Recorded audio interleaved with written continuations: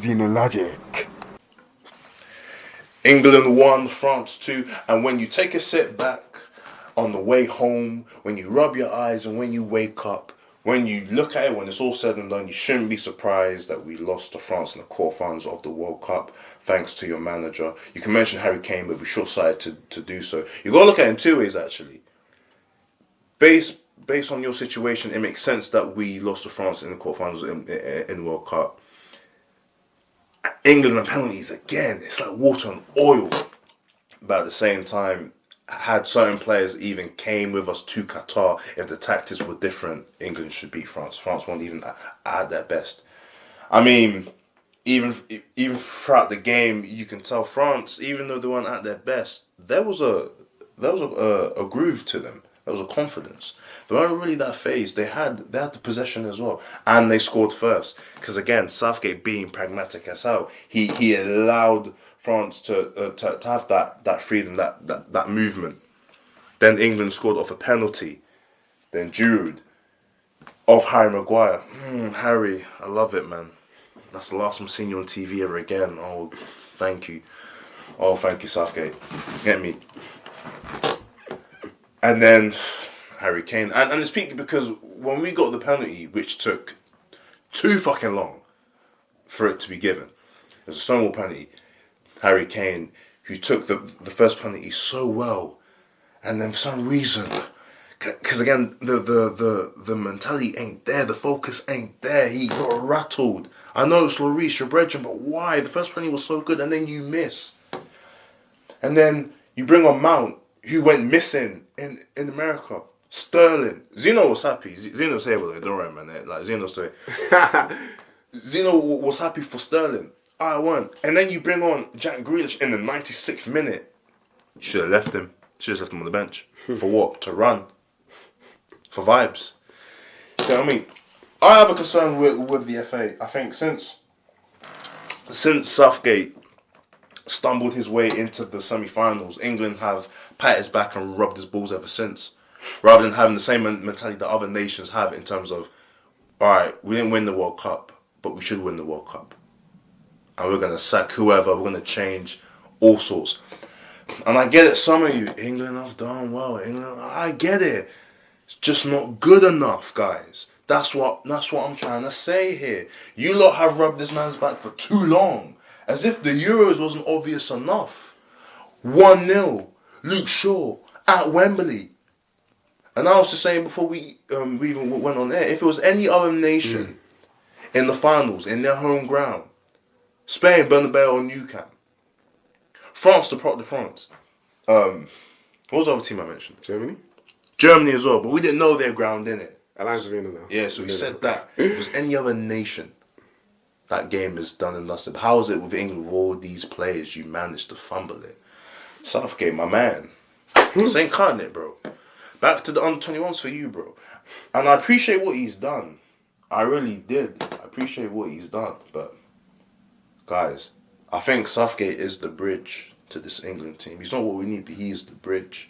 With all these players, sorry, we shouldn't be accepting quarterfinal defeats. I can't lie. We shouldn't even accept the semi-final defeat to Croatia. But we all know why we was losing. Same with the Euro. So, you know, I forget who's in charge of the FA these days, but you lot best really back up your ideas and examine your options.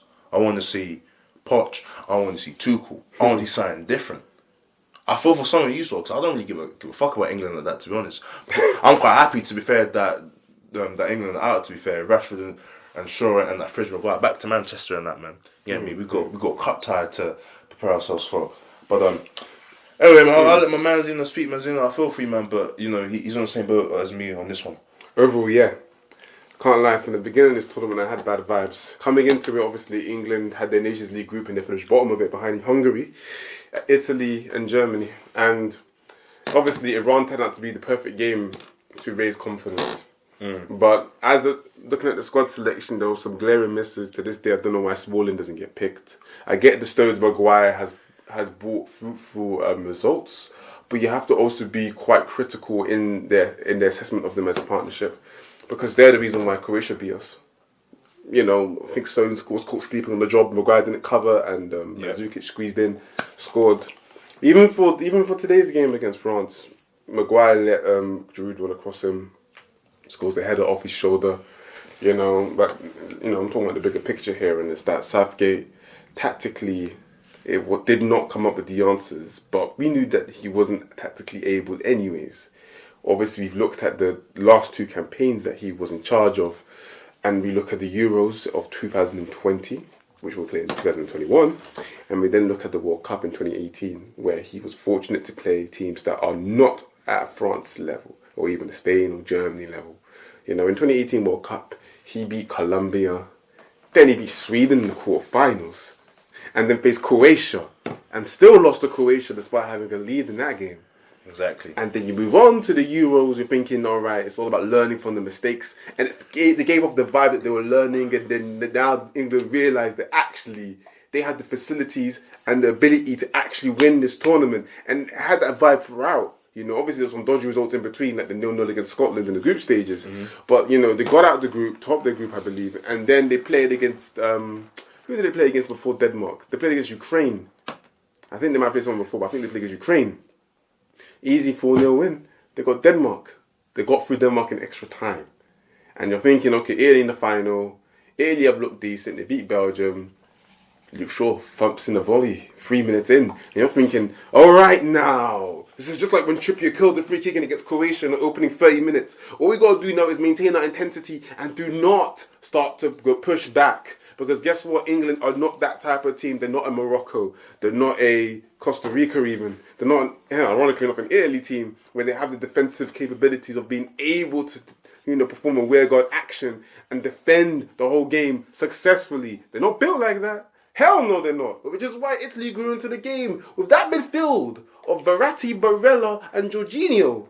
You know, why would you let them have the ball? Eventually they're going to grow with confidence and get into the game and all that kind of stuff. And of course, Italy turned the game around and won it on penalties, of course. And then you fast forward to 2022 quarterfinals against France. Yeah. And when you've ingested all of that of what we just said, you end up in my position where you think, how in the French toast is England going to beat France?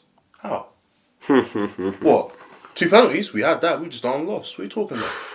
You know what hurts as well about this? What's frustrating is that, like I said to you, off air, France, this is not France's A team.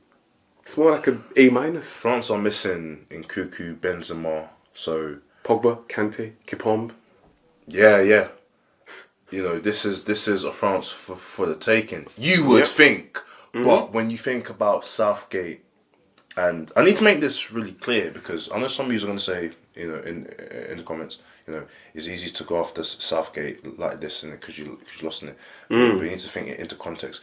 When you've been handed lucky draws like how you have, you should be in the greatest position of any England manager where you can learn from your mistakes. We were talking about Deschamps, how he learned from his mistakes in 2016 when he lost to a really dog-awful Portugal team, which had Ronaldo off injured, by the way. After like 6-7 minutes. That game was gifted to them, similar to how Italy game was gifted to England, as Zeno just pointed out. Yep. It was the same thing for France. But guess what? A nobody who used to play for Swansea scored a goal.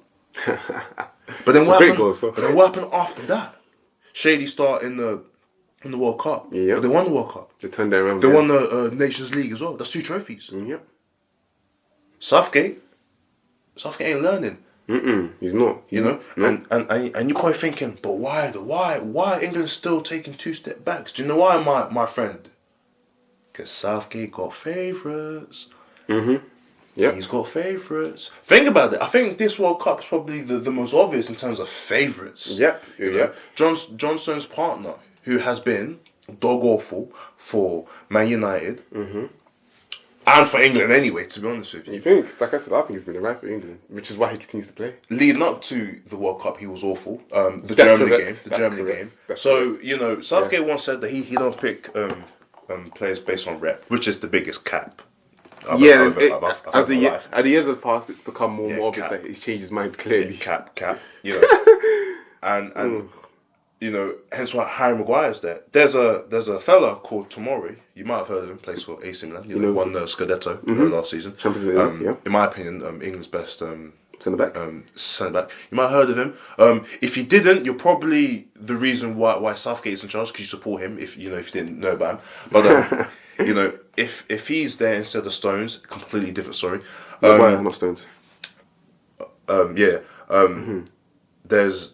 There's also a player who plays for Southampton. Very good, dynamic, just like Bellingham and Rice.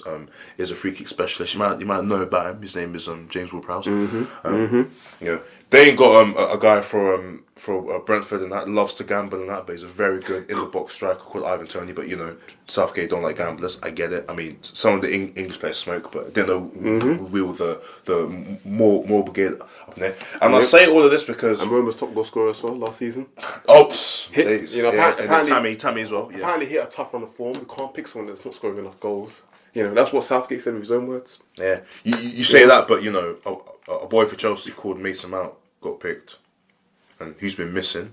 Similar to Sterling, he's been missing, but he scored. So once again, kind of keeps my mouth shut a bit. Yeah, Southgate's favourites are damaging the England team and the lineup, well, as well as him himself. And when you look at the players that have been missing. They would have done a job in that France team, boy. Yeah. Every time we look at Harry Kane, he's always drifting out wide, and I get it. It's Wayne Rooney all over again. You're such a good finisher that you're also somehow good at having a great eye for a pass and vision. So you now become a cam. Kane can do that, but you need someone who's just in the box in Ivan Toney. And that's the thing, we put a decent amount of crosses in, and Tony would have been great for this. Now, see, you lot can say again, hindsight, why are you mentioning the players that aren't being mentioned? Why it doesn't prove anything? It does because based on the simple merit of principle, we as a nation, unfortunately, we're not picking players based on form. We're not. We're picking players based on their performances in previous tournaments. And now you can say it can work, but for me, I've always been one that says that was bullshit. Do you know why? Because the World Cup in Russia was 4 years ago. So why in the hell are you telling me about that? Maguire's goal, Trippier's free kick, even though Trippier does deserve to be in the squad. I don't care. That was 4 years ago. You talk about the Euros. It was 2 years ago. Well, a year ago technically. Yeah. What does that got to do with now?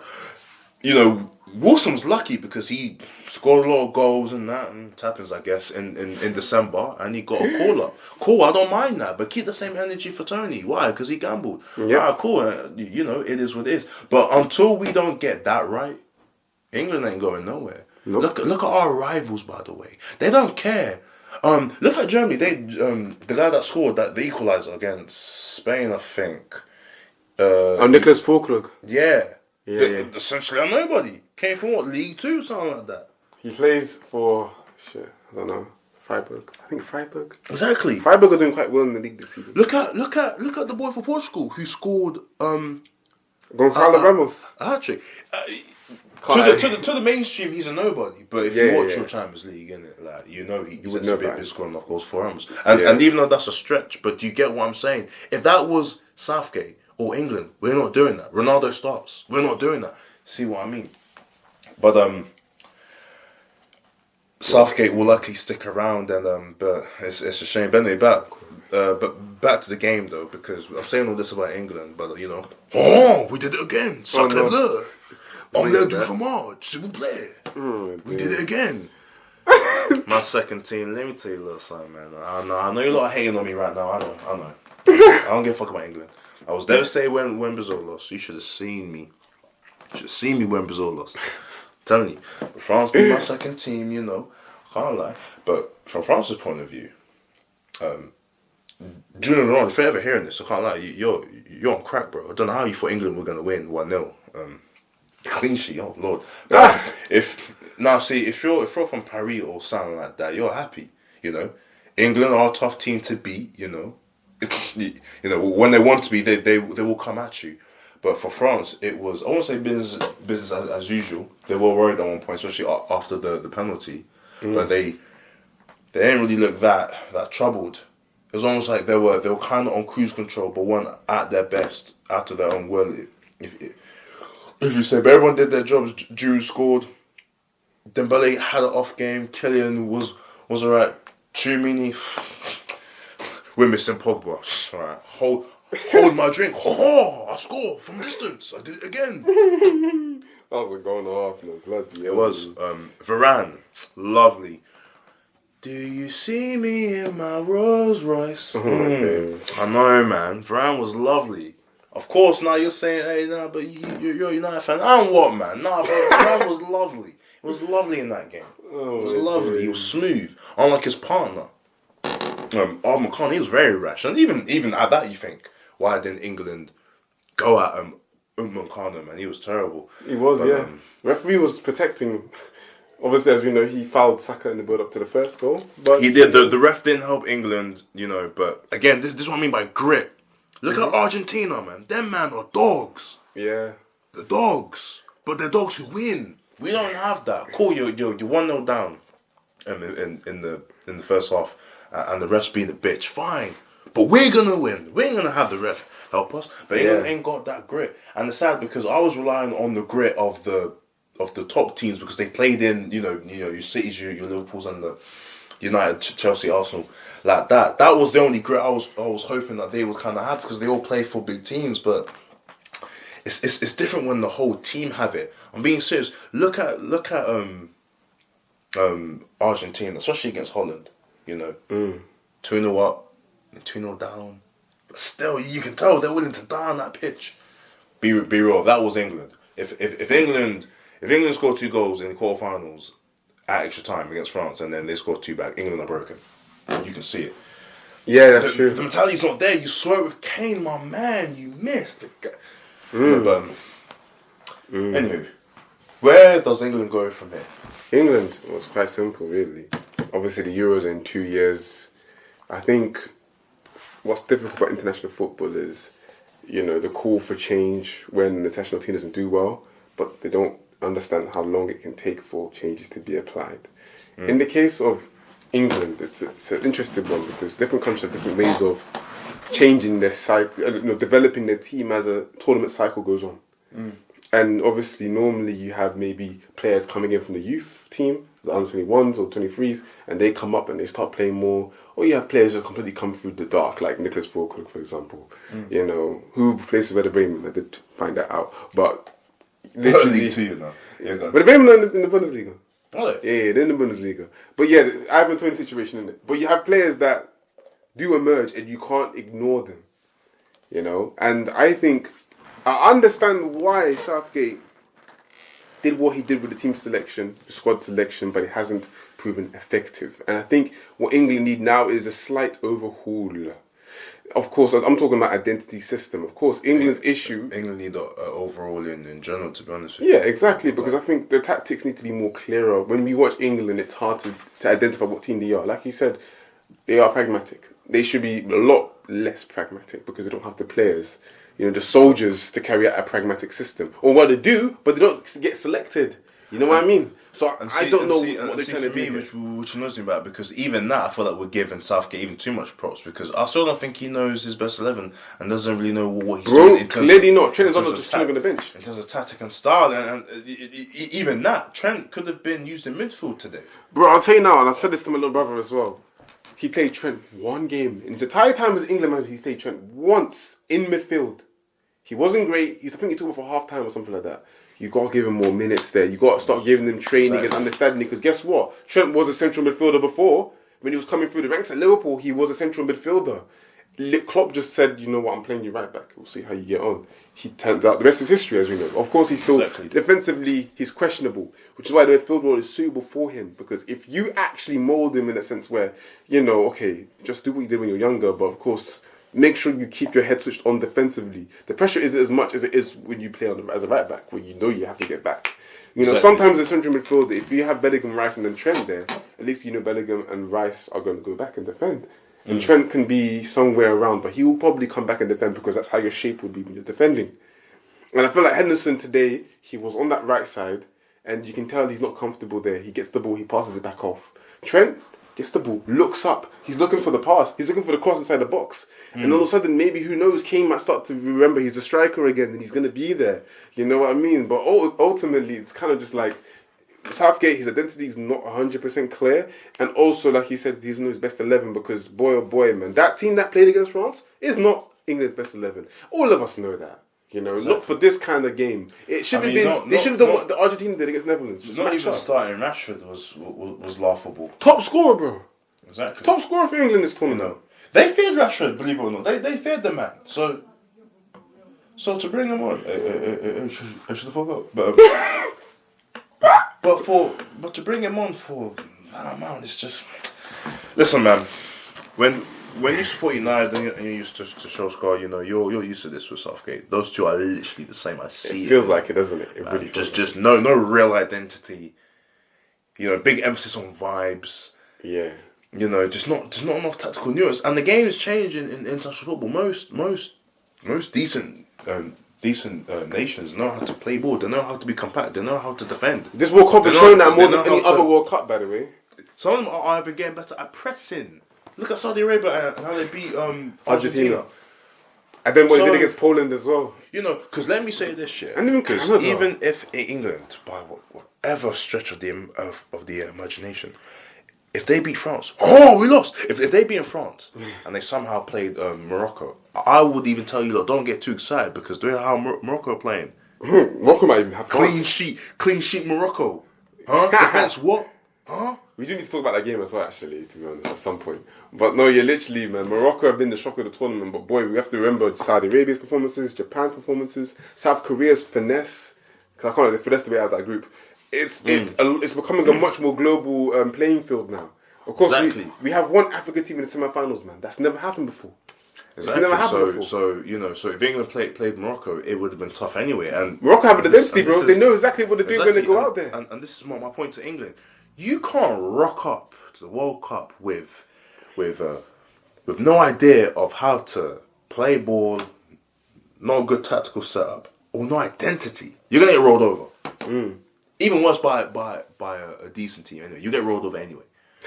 Luckily, in England's case, you lost to the reigning champions, so it's not too bad. It would have been worse if it was Morocco in the semis. But, it wouldn't. They couldn't face losing to Croatia again, could they? Really, truly. Yeah, exactly. You know? So Croatia already declined in ability, even though this World Cup they found a way to keep winning.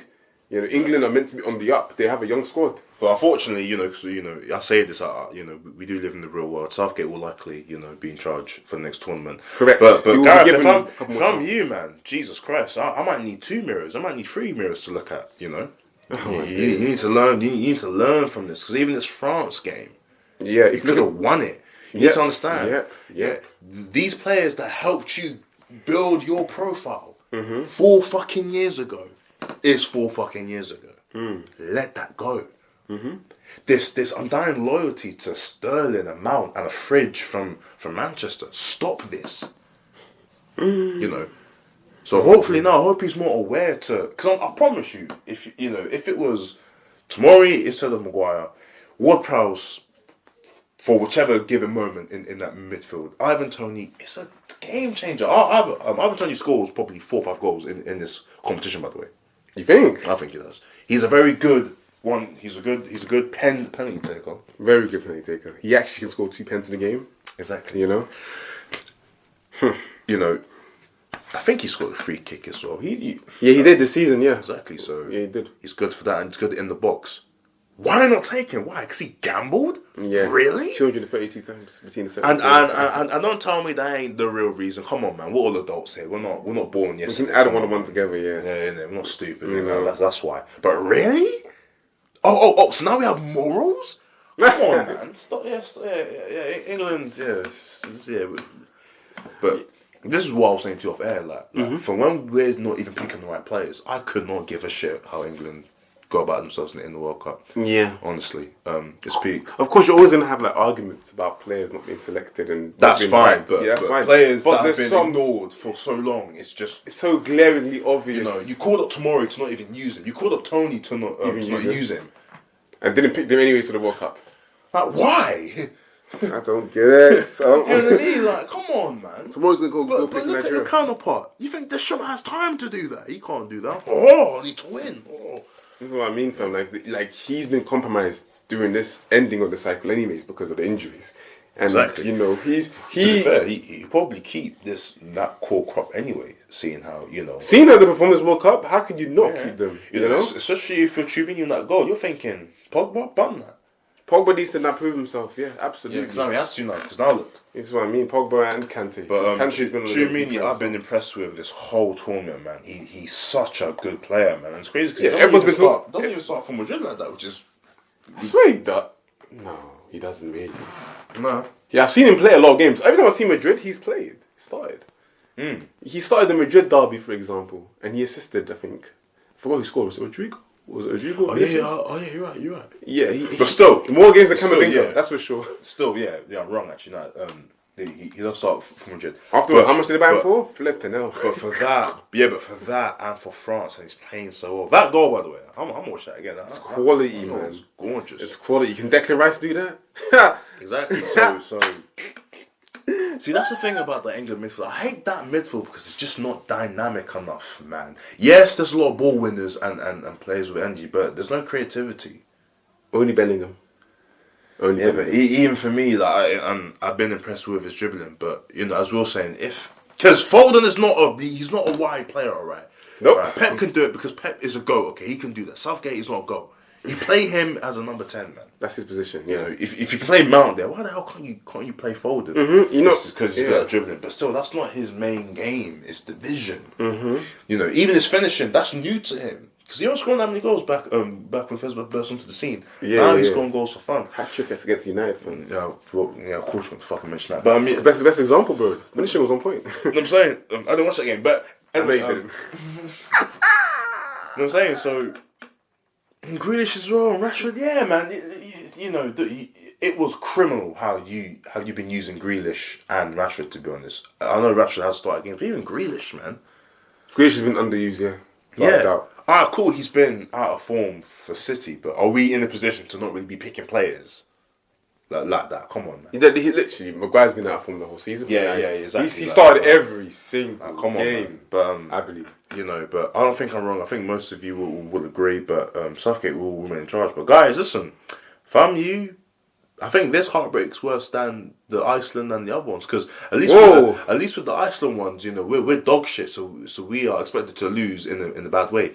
But this way, it's like where we could win it, but we don't. That would upset me more. I know some England fans support like lower league teams, so this is as good as it gets for them. But for English fans who support, winning teams and whatnot. Someone saying in the background, please put United dickhead. But I ain't really here for that. England should have won the Euros. They didn't. They should have won they should be the Euros at the stages of the World Cup. It's not entitlement. It's a factor. If you look at the players, you don't mess around, man. This is World Cup. It doesn't get any better than this. It doesn't get more tense than this. You saw Argentina and Holland. Yeah, man. This is big stakes here. But I've said everything that I needed to say. Okay, yeah, man. Summarize it. The game itself was tough because you can see the two sides were evenly matched. England, if they made the right decisions from the managerial level, on a Kane level, obviously, and also on the player and tactical level, then we would have been able to have made more of a difference. But as much as it prevailed, the performance was one that can be encouraging, but one that will make you think, what if? What if Matt Southgate actually changed to a different shape that brought out the maximum best out of the players? What if we not only just focused on stopping Mbappe, which, they were kind of successful in. Mbappe was pretty quiet, as well as Dembele. Because I was worried they were going to forget about Dembele. Yeah. But Dembele didn't turn up fully. Mbappe wasn't all that. Giroud made the difference. And I know they forgot about Giroud. Anyways, it literally... Oh, I'm back again. I scored a header. What goes on Henri? What I mean? The top best scorer in French football history. It's ridiculous. And obviously the performance will, like I said, will make England wish that more risks were taken. Saka shouldn't have been taken off. Of course, he wasn't the best player on the pitch, but he was making things happen along with Foden. Actually, let me end it for me with this shit. Okay. But if I was in charge of England, I would set up a lineup where even probably with 4-3-3 or 4-2-2, but I would emphasize 4-2-2. I would emphasize the attacking threat of England, because England have at least 6+ great attacking players, and you can fit them all in. This is cup football. This ain't the league. Nope. Okay? It ain't a marathon. It's about progressing to the next round. Finding a way. Do you think we as a nation would care if we had beaten beaten France 4-3?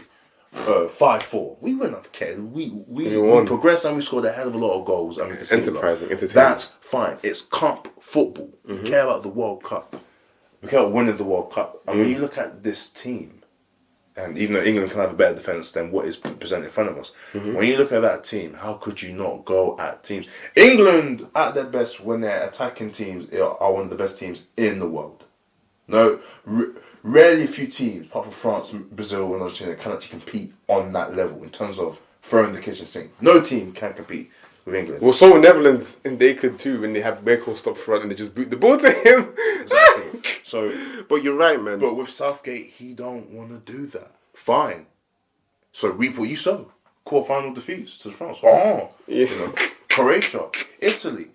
And I don't think I'm wrong where you look at the times we've been knocked out and we were so close. Why do we allow it to get to this stage? And for Kane to miss a penalty and for it to be the deciding man, at least we know if Southgate ever manages in the league, he'll be one of those guys. Oh wait, we've seen Southgate manage in the league though, haven't we? At Middlesbrough. But when it's got them relegated for the record. But when it's World Cup, if you can win the World Cup by being compact and winning off set pieces like how Greece did back in 2004. Oh yeah. Then how are England different in terms of just throwing the kitchen sink? Right. Of course, people might say, when was the last time a team won a World Cup throwing the kitchen sink in every game? But I'll be honest, it's better to do that because it maximises our England's potential.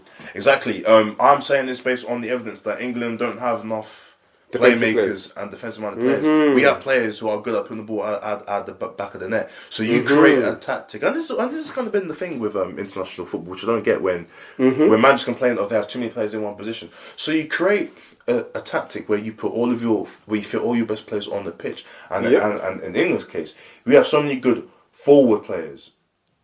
So you play a 4-4-2, and you have two box-to-box midfielders in Declan Rice and Bellingham, as you already seen now. But rather than being conservative, listen, I would have no problem if England lost 2-1 to France, but they threw the kitchen sink at them. You know, there was an emphasis on getting forward.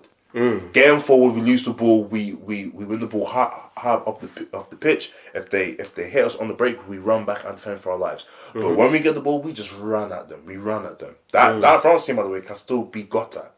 We just never did it. It showed in the match, man. You know, France were vulnerable. Exactly. But if we had done that and France won off their chances that we created, fair play. I wouldn't even say anything. Alright, cool. We threw the sink at them, but France put the ball in the back of the net. We didn't. That's football. That's life. No one won't say anything. Southgate. Instead, it's we best not concede. You can't have that mentality in cup football. You can in league football. A point, I guess, isn't it? To make a point. So I did that, but in cup football, it's about winning. So allowing France to score, even though to be fair, that was a very good goal, isn't it? But you allowed it anyway, and I get it. The ref didn't help because it was a foul leading up to it. I get all that, but we're not blaming the ref for this one. We're past that.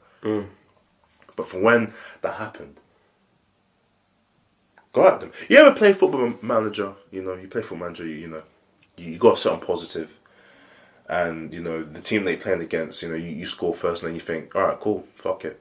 We're going to put it on the table and throw the kitchen sink. It's kind of like that, You have to be proactive, not reactive. And, again, I was saying this to someone else leading up to this.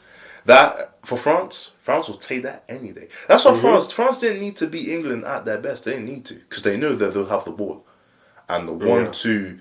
And the 1-2 passes and the quick movement. And Rabiot, they did well as well, to be fair. He broke up a lot of play there. tremendous. So, for all the fools who thought that England's midfield was better than France. Oh, you're wrong. Fully, man. By the way, I'm done. Go on, Zeno. Yeah, man. So all in all, it was a performance that will make everyone that supports England wonder what if. And it was the harsh reality of France being more experienced and more understanding of these big pressure moments that proved the difference. Kane missing the penalty will be the thing that's on everyone's minds, but you've got to think of the bigger picture. Southgate just didn't put the system out there designed to beat France. Rather it was a system designed to contain them. You know, all in all, it was a completely different performance in the other quarter-final. Of course, we have to talk about that still. You know, I think we'll talk a little bit about that, but overall, Portugal will see this as an opportunity missed. How can you not see this opportunity missed? You know, Morocco, no offence to Morocco. You know how everyone seems to look down on African teams. A lot of people would have thought they would have been the favourites to go through, but man, Morocco have proven a lot of countries wrong. They topped their group, you know, beating Belgium in the process 2-0. You know, beat Spain in penalties. You know, Spain didn't even look like scoring throughout that game. And once again, they kept another clean sheet in beating Portugal by 0-0. Yusuf and Nesri scoring at the end, by the end of the first half. Thanks to another mistake from Diogo Costa. You know, obviously I know that United, as well as Chelsea, were linked with the guy. But I don't know if those links are still there because he's proven this tournament that he might not be all of that. Nonetheless, Portugal still have the players to make the comeback. And it just didn't happen. They just didn't create enough. Morocco were just way too solid. And maybe with Portugal, it's a similar situation to England. They have the players. You know, of course, they've got more defensive quality and more quality in those midfield areas. But they have a lot of talented forwards, a lot of talented wingers. You know, Leao hasn't started a single game this tournament, which tells you enough. Rafael Leao won Serie A Player of the Season. You know, and he made a difference when he came on, and I don't know why he didn't start, you know, playing Bruno right wing. He's better off playing in the midfield. But all in all, it was a performance that will have everyone be wondering what if once again. Morocco, though, have made history. The first ever African team to make the semi-finals. You know, no one probably expected that this would be the tournament. But, you know, Cameroon, Senegal, Ghana, especially Ghana, all came before and came close to reaching that promised land of the semi-finals. But here we are now. An Africa team is going to finish in the top 4 in the world. You know, but now the job isn't done yet. Morocco are going to play against France.